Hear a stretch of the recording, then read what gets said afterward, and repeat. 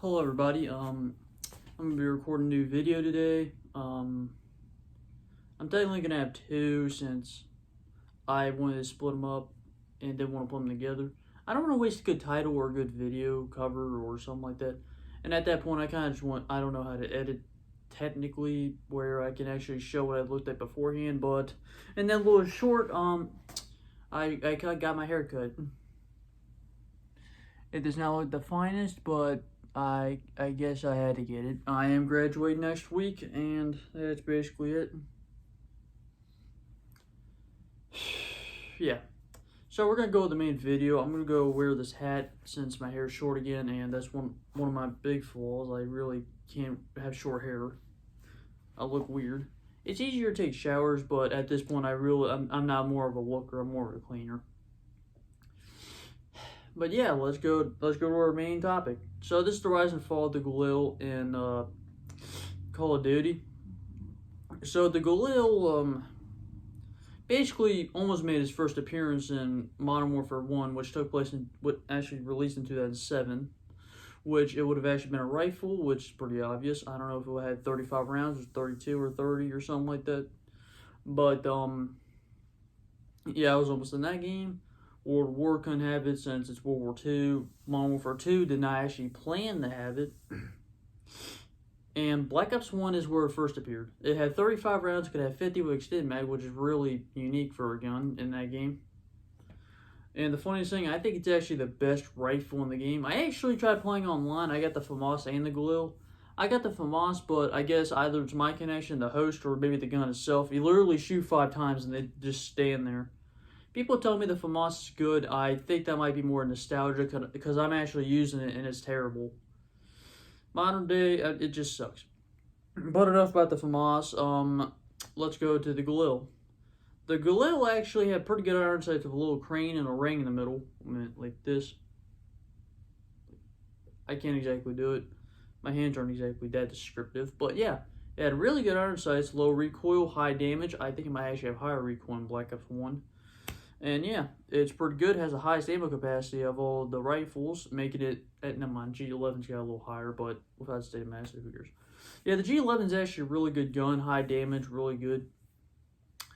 Modern Warfare 3, did not consider it, did not have it either. And then there's Black Ops 2, which had it in the campaign, but we don't really talk about the campaign. It had like 43 rounds as extended mags, not 50, which is one of the biggest mistakes in that game.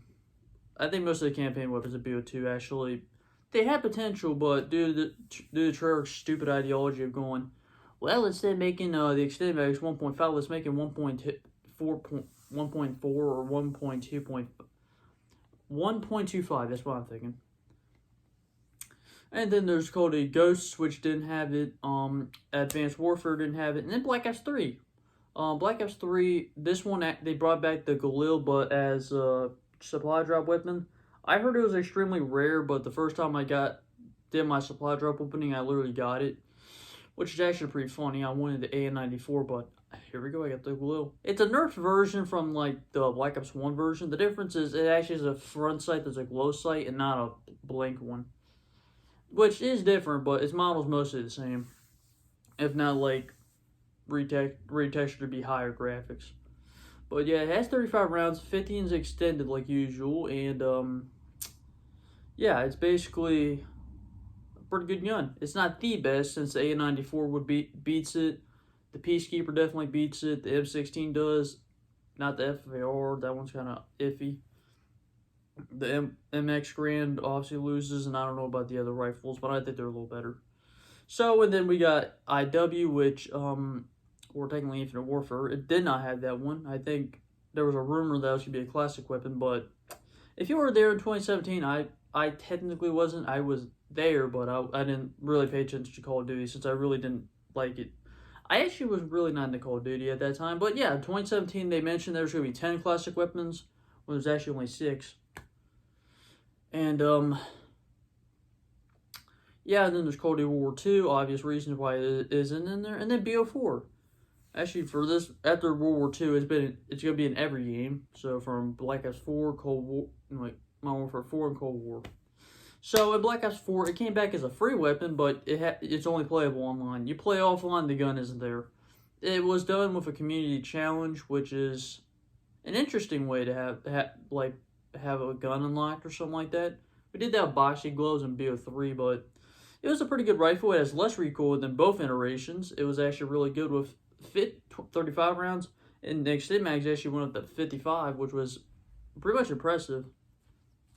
At that point, actually that whole point is probably the highest the Galil ever went. So other than that, the Galil still had good iron sights. It had an odd kick pattern, which was weird.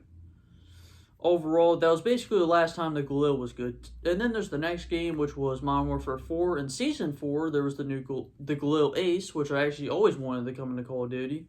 I'm like, well, they're having a modern Call of Duty game, so why not have a modern Galil? At first, people actually talked about in Season 3 that, yo, the OG Galil coming back. I'm like, okay. And it didn't come back. It was just the other Galil. It had the bolt on the left, which I'm like, you could have put it on the right, but the real version does have it on the left. You had the bolt on the left, but it ejects out the right. Just giving you information about that. And then they extremely butchered it. There's 30 rounds. It only goes up to 45, which is at this actually it's pretty much the lowest in the entire series. It does really crap damage. It's somehow really good in Warzone, but maybe that's different stats. But you shoot it online in multiplayer. It has a really slow reload time. It has really low ammo capacity, which is actually average with all the other guns, which is kind of sad. It has high damage, but it's basically just a scar, but it shoots like peas instead of bullets. Or bolts. Other than that, it also has the crappiest iron sights.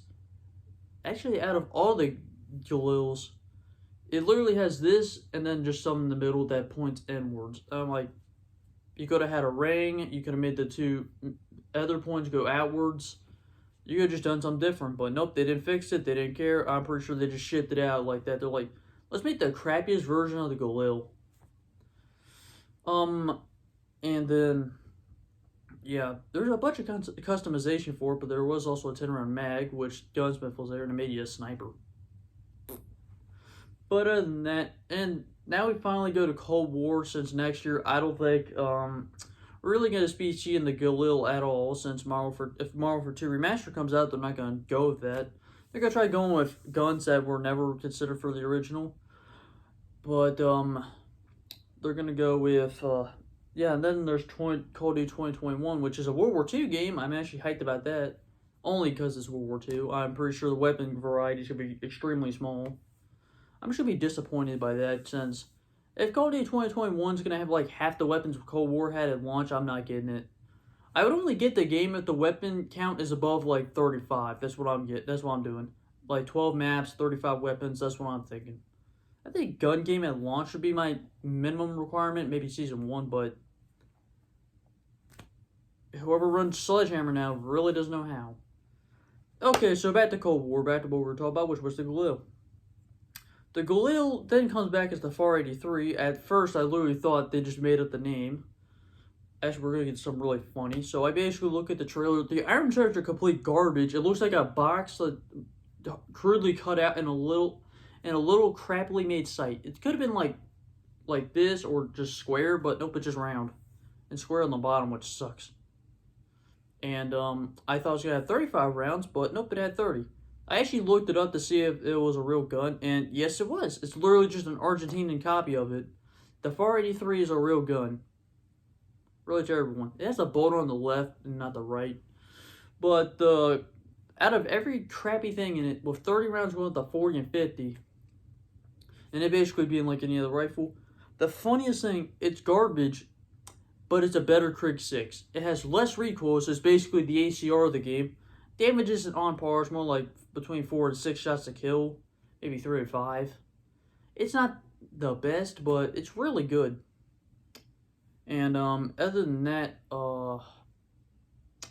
yeah, that's basically how it is.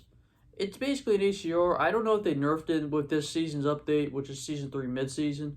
I went on, there's no weapons, there's no baseball bat, no PM63. There's a new ballistic knife for Warzone, which is really odd. But other than that, that was my Galil analysis. The iron sight just went from the same to being complete garbage. Thanks for watching, like, and subscribe. Hope you have a subpar day. Good night.